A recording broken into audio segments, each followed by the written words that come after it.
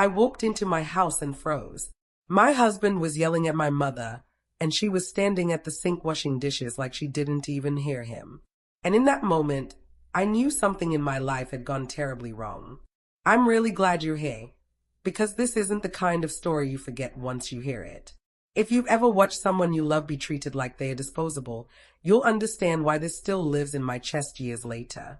Before I begin, tell me in the comments where in the world you're watching from and what time it is for you right now. And if stories like this stay with you, please like and subscribe. It really helps me continue sharing the truths I've carried for years. Okay, let me take you back to that afternoon, because the moment I walked through that door didn't come out of nowhere. It was the result of months of small things I ignored, and one decision I thought was made out of love. It was late November, cold in that quiet, biting way that settles into your bones. I lived just outside Columbus, Ohio, in a modest house that always felt a little too big for the three of us, and yet somehow never big enough for peace. I had gotten off work early that day, which almost never happened. I worked as a billing coordinator at a small medical office, and November was usually nonstop.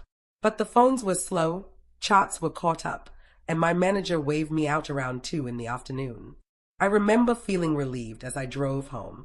Tired, but relieved. I was looking forward to silence, maybe a cup of coffee, maybe just sitting for 5 minutes without someone needing something from me. As I pulled into the driveway, I noticed my mom's old sedan parked crooked near the curb.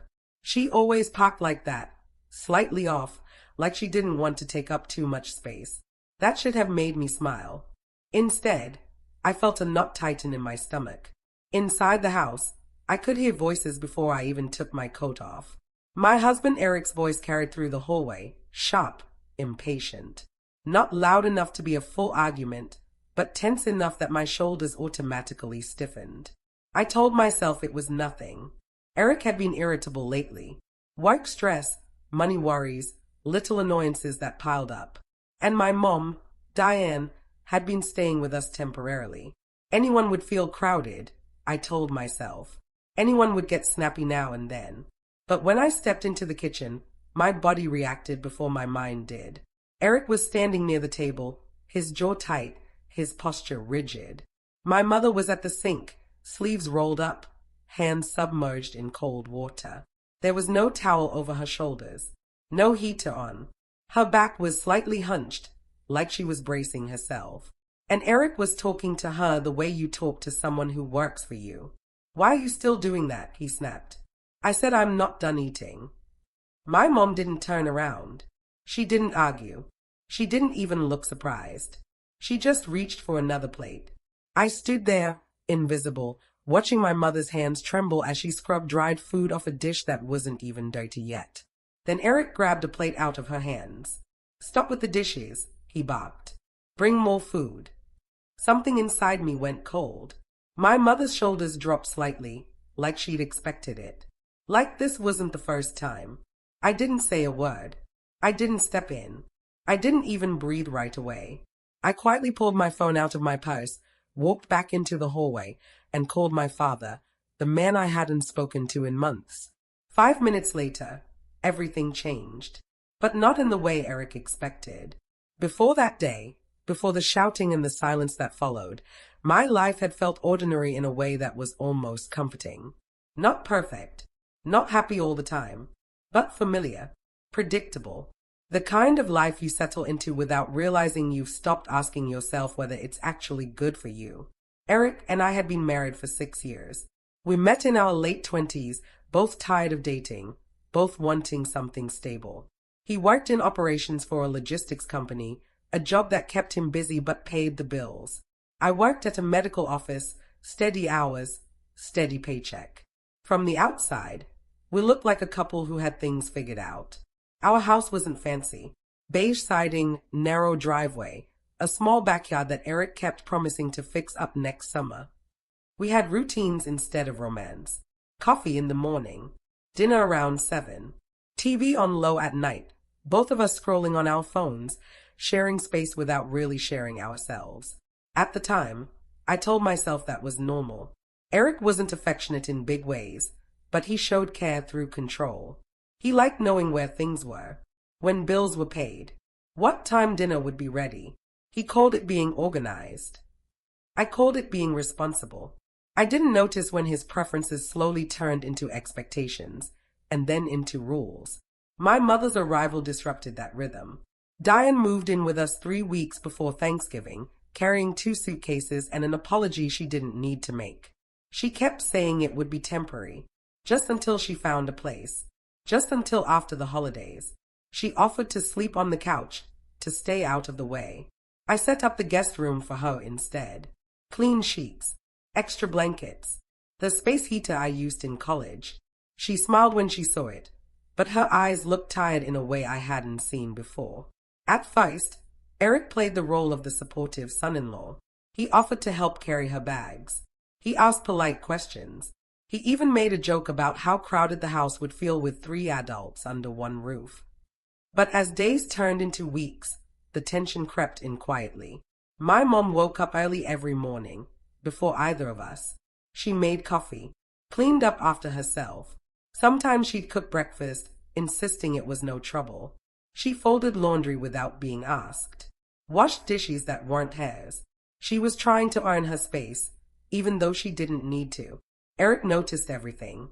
He noticed when she used too much hot water, when the thermostat went up a degree, when she watched TV in the living room instead of her room.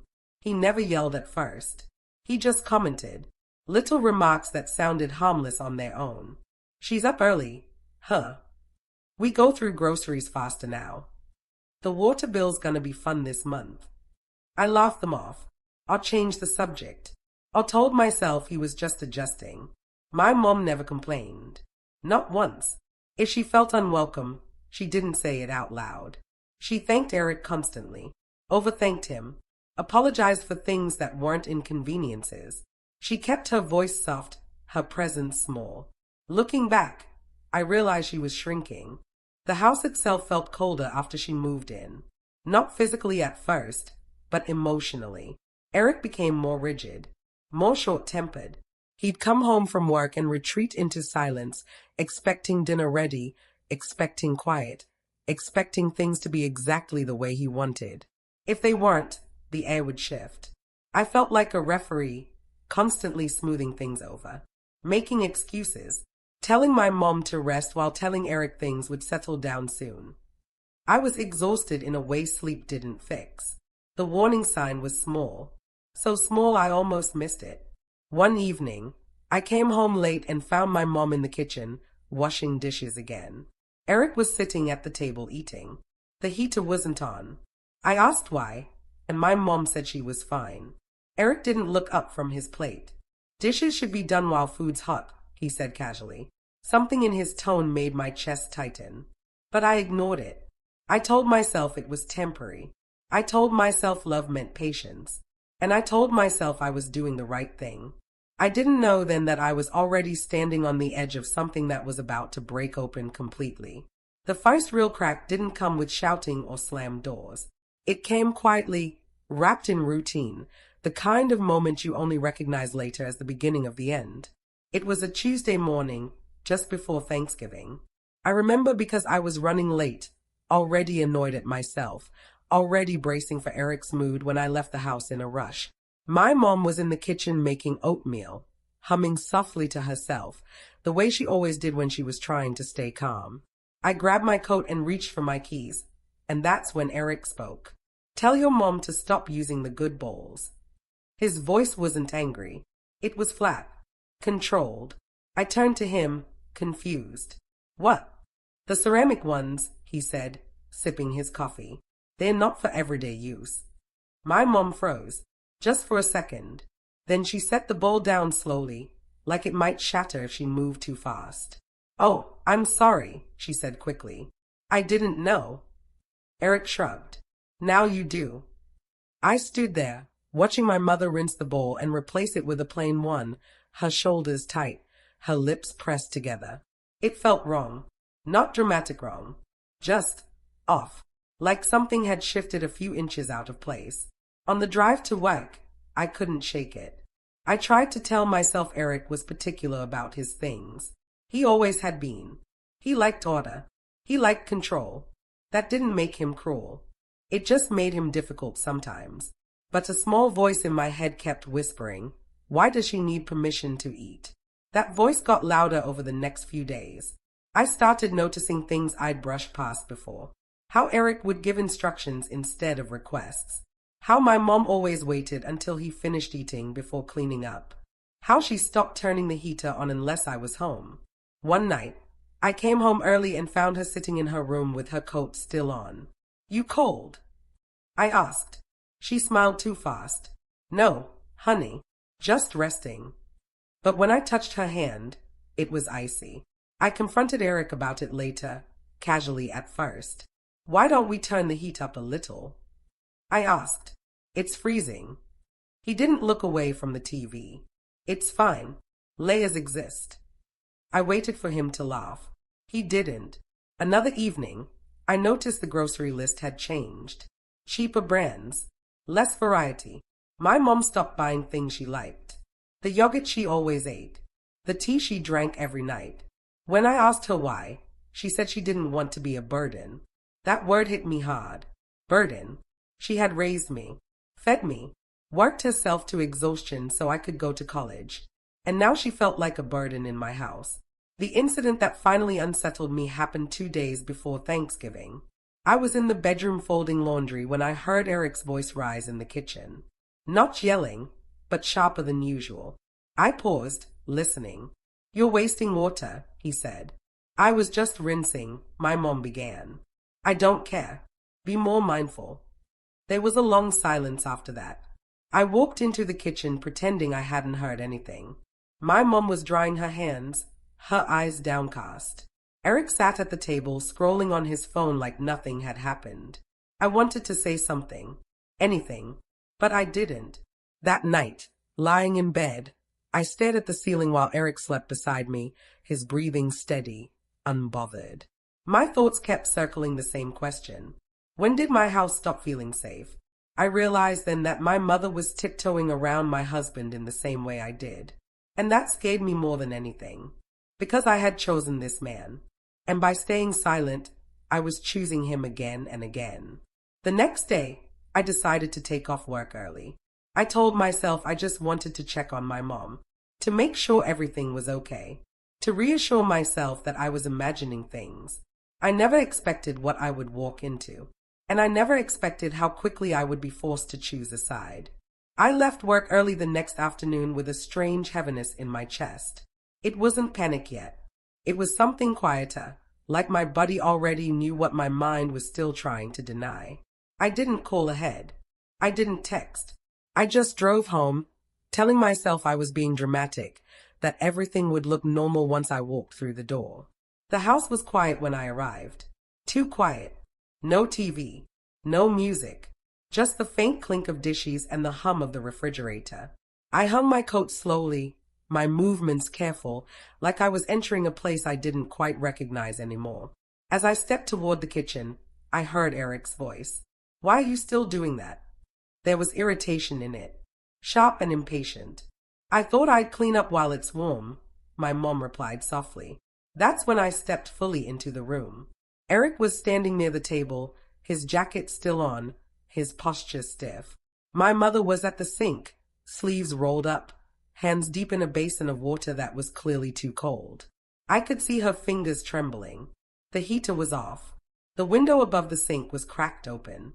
I stood there, unseen, watching a scene that felt unreal. "I'm not done eating," Eric said. "Why do you always rush?" "I'm sorry," my mom whispered. "I'll wait." She reached for another plate, even though the one she'd been washing was already clean. That's when Eric grabbed it out of her hands. "Stop with the dishes," he snapped. "Bring more food."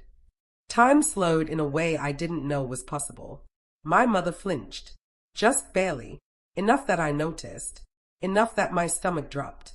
She nodded, quietly, like a child being scolded, and turned toward the stove. I felt frozen. Not just shocked. Paralyzed. This wasn't a misunderstanding. This wasn't stress or miscommunication. This was control. This was humiliation. And it was happening in my kitchen, to the woman who gave me everything. I wanted to scream. I wanted to throw something. I wanted to demand he stop. But what I did instead scared me even more. I stepped back into the hallway. I pulled my phone out with shaking hands and locked myself in the bathroom. My heart was pounding so hard I felt dizzy. I stared at my reflection, barely recognizing the woman looking back at me. Her eyes were wide, her face pale. I called my dad. We hadn't spoken in months. Not since a small argument that turned into distance. Not since I chose the easy silence over uncomfortable honesty. But I didn't hesitate this time. He answered on the second ring. "What's wrong?" he asked immediately. I didn't explain. I couldn't. I just said, "Please come. Now." There was a pause. Then, "I'm on my way." I hung up and leaned against the sink, trying to steady my breathing. My hands were shaking. My legs felt weak. I stayed there for a minute longer than I should have, listening to the muffled sounds of the kitchen. When I finally stepped back out, my mom was placing a plate in front of Eric. Her shoulders were slumped, her face expressionless in that way people get when they've learned not to react. Eric didn't even look at her.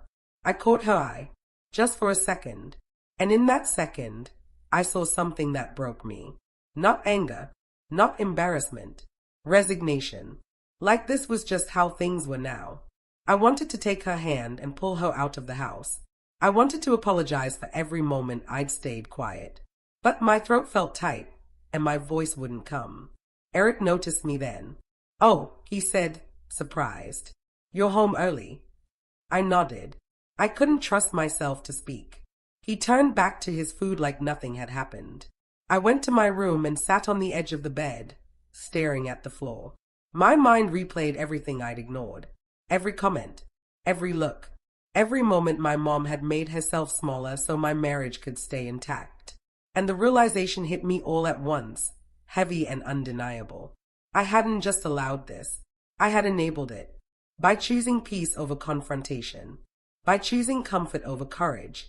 By convincing myself it wasn't that bad. I felt sick. The house felt smaller, colder, like the walls were closing in. And as I waited for my dad to arrive, one truth settled deep in my chest, heavier than any fear I'd felt before. No matter what happened next, nothing could ever go back to the way it was. The minutes between my call to my dad and the sound of his car pulling into the driveway felt unreal, like time had stretched just to test me. I sat on the edge of the bed, hands clasped together so tightly my fingers hurt, listening to every sound in the house. Eric's fork scraping against his plate. The faint splash of water from the sink. My mother's soft footsteps as she moved around quietly, carefully. Each noise felt heavier than the last. I wasn't crying anymore. Something in me had shifted. The shock was still there, but underneath it was something colder, clearer, a sharp awareness that this wasn't about one moment, or one argument, or one bad day. This was about who Eric thought he was, and who he thought my mother was, and who I had allowed myself to become. I stood up and looked at myself in the mirror again. My face looked older than it had that morning, not from age, but from understanding. I realized I was done being confused, done making excuses, done pretending that love meant swallowing discomfort. I didn't have a detailed plan. This wasn't some calculated revenge. But I did make a decision in that quiet bedroom. I would not protect Eric anymore. For years, I had softened his edges for the world, explained his moods, justified his behavior, smoothed over tension so no one had to see the truth. I had been loyal in a way that cost me pieces of myself. That loyalty ended there. I walked back into the kitchen slowly.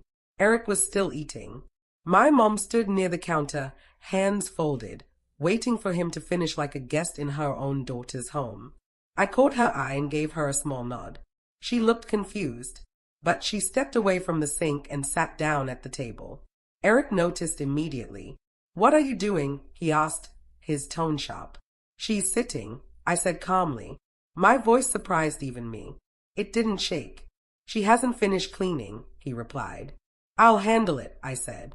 He frowned, clearly annoyed, but said nothing. That silence told me everything. He wasn't used to resistance. Not from me. A few minutes later, the doorbell rang. Eric stiffened. "Who was that?" I didn't answer right away. I walked to the door and opened it. My dad stood there, coat still on, worry etched deep into his face. He took one look at me and didn't ask questions. He stepped inside. The temperature in the room shifted immediately. My dad has a presence. Not loud, not aggressive, just solid. The kind of man who doesn't raise his voice because he doesn't need to. Eric stood up. "Hey," he said, forcing a smile. "What's going on?" My dad looked past him, straight at my mother. "Diane," he said gently, "you okay?" My mom's composure cracked just a little. Her lips trembled. She nodded, but tears filled her eyes. That was enough. My dad turned to Eric. "I'm going to say this once," he said evenly. "You don't speak to her like that." Eric laughed nervously. "I don't know what you think you saw, but—" "I saw enough," my dad interrupted. The room felt tight, charged. I stood between them, heart pounding but steady in my resolve. "This isn't a misunderstanding," I said. "This is how he treats her when I'm not around." Eric's face changed then. The charm slipped. "She's living here for free," he snapped. "She should contribute." My dad didn't react. He just nodded slowly. "She raised our kids," he said. "She's contributed enough for a lifetime." There was a long silence. In that silence, I felt something settle inside me. Not rage, not fear, control. I realized then that the power Eric thought he had was only there because we let him have it. And in that moment, standing beside my parents, I knew the balance had shifted. The storm wasn't here yet, but it was coming. Everything happened quickly after that. Eric tried to regain control of the room, but it was obvious he felt it slipping. His shoulders were tense, his jaw clenched and unclenched like he was biting back words he wasn't sure would land the way he wanted. "You're blowing this out of proportion," he said, looking at me instead of my dad. "She's sensitive. That's all." My dad didn't raise his voice. "No," he said calmly. "She's being disrespected." Eric scoffed. "It's my house." That was the moment. I stepped forward before my dad could respond. "It's not just your house," I said. "It's mine. And it's not a place where my mother gets ordered around." Eric stared at me like he was seeing a stranger. "You're really choosing this?" he asked. "Over me?" The question hung in the air, heavy and manipulative.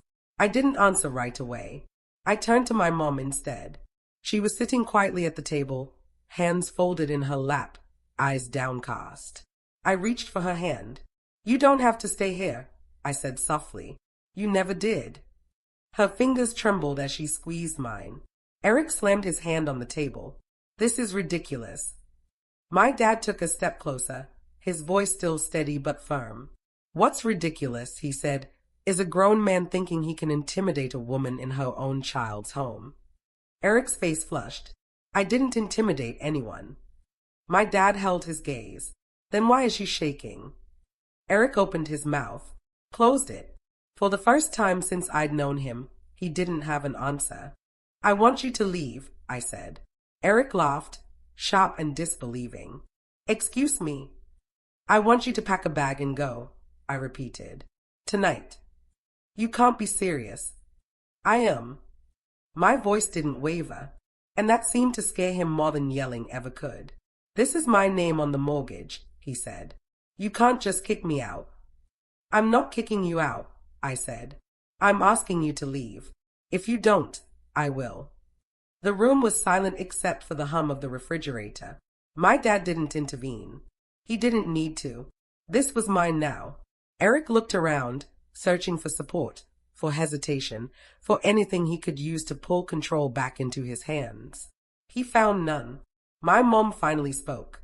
"I'm sorry," she said quietly, her voice shaking.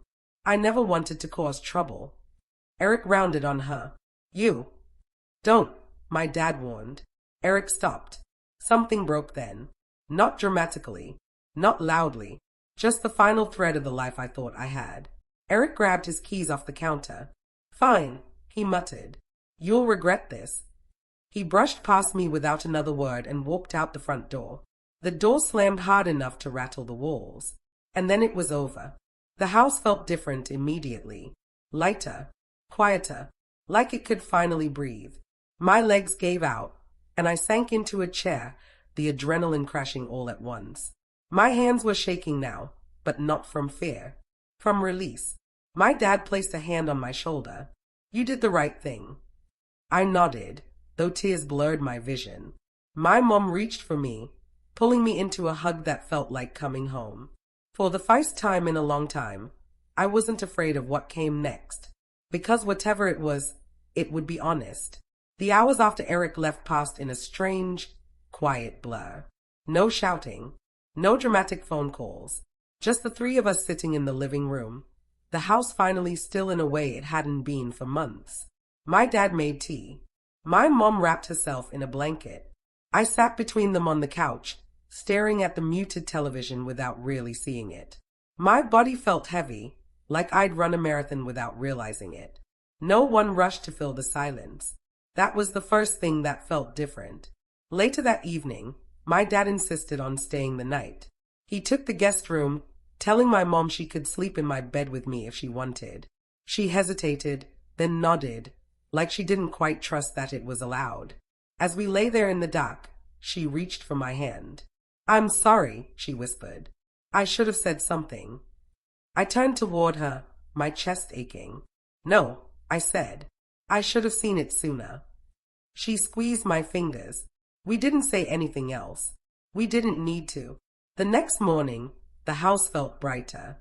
Not because anything had been fixed, but because nothing was being hidden anymore. My mom made breakfast, humming again, and I noticed how much lighter she seemed when she wasn't constantly watching the clock or listening for footsteps. Eric texted me once that day. "We need to talk." I stared at the message for a long time before replying. "Not right now." He didn't respond. Over the next few weeks, reality settled in. Eric moved into a short-time rental. We communicated through short, practical messages about bills and logistics. No apologies, no accountability, just distance. And in that distance, I could finally think. I noticed how my shoulders slowly relaxed. How I stopped bracing myself when I heard a car pull into the driveway. How I laughed more easily, slept more deeply. My mom found a small apartment in early January. It wasn't fancy, but it was hers. When we moved her in, she insisted on paying for dinner. I didn't argue. She deserved that dignity. As for me, I started therapy. Not because I felt broken, but because I wanted to understand how I'd convinced myself that silence was the same thing as peace. I learned how easily love can turn into compliance if you're not paying attention. How often women are taught to keep things smooth, even when smooth means swallowing harm. Eric and I eventually filed for divorce. It wasn't dramatic. It was sad in a quiet, honest way. The kind of sadness that comes from seeing something clearly for the first time and realizing it was never what you hoped it was. We divided the house, the life, the future we thought we had. I didn't feel relief right away. I felt grief. Grief for the woman I'd been. For the years I spent making myself smaller to fit someone else's comfort. For the moments I should have spoken up sooner. But grief has a way of softening over time. What replaced it was something steadier. Respect. For my mother. For my father. And finally, for myself. One afternoon, months later, my mom called me just to chat. She sounded happy. Not performative happy. Real. "I'm making soup," she said. "The good kind." I smiled. And as I hung up the phone, standing alone in my quiet apartment, I realized something important. I wasn't rebuilding from ruins. I was building for the first time. I used to think the hardest part of that day was walking into the kitchen and seeing my mother treated like she didn't matter. But that wasn't the hardest part. The hardest part was realizing how long it had been happening right under my nose, and how often I had chosen silence because it felt easier than conflict, because it felt safer than rocking the boat, because somewhere along the way, I had confused endurance with love. If you're listening to this and wondering why I didn't stop it sooner, I've asked myself that same question 100 times. The answer isn't flattering, but it's honest. I was afraid. Afraid of being alone. Afraid of being wrong. Afraid of admitting that the life I had worked so hard to build wasn't what I thought it was. afraid of the mess that comes when you finally tell the truth out loud. And fear has a way of making you quiet. What I learned is that disrespect doesn't usually arrive screaming. It creeps in slowly. It disguises itself as stress, as preferences, as that's just how they are. It grows in the moments when you excuse behavior you wouldn't accept for someone you love, until one day you realize you've been accepting it for yourself, or for someone even more vulnerable. Watching my mother shrink inside my home changed me. It forced me to see the cost of my comfort. It showed me that neutrality isn't neutral when someone is being harmed. Silence always takes a side, and it's never the right one. The day I finally spoke up didn't make me brave. It made me honest. And honesty, I've learned, is the beginning of everything that heals. Life after that moment hasn't been perfect. I still have days where I second-guess myself. Days where old habits try to pull me back into making myself smaller. Days where I wonder if things could have turned out differently. But then I remember how my mother looked when she sat down at that table. How my voice didn't shake when I told Eric to leave. How the house felt lighter the moment the door closed behind him. And I know I chose right. If there's one thing I hope you take from my story, it's this. Love should never require you to betray your own values. And it should never demand that someone you care about lose their dignity so you can keep the peace.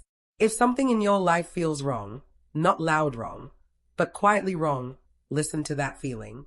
It's there for a reason. You don't need permission to protect yourself or the people you love.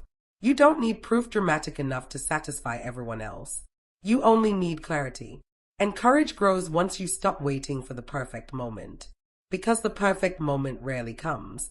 You create it by deciding you've had enough. Did you like my story? Please like and subscribe and tell me in the comments where you're listening from. I want to know how far this story of mine travels. And remember this one thing, if nothing else, the moment you stop choosing silence, you start choosing yourself.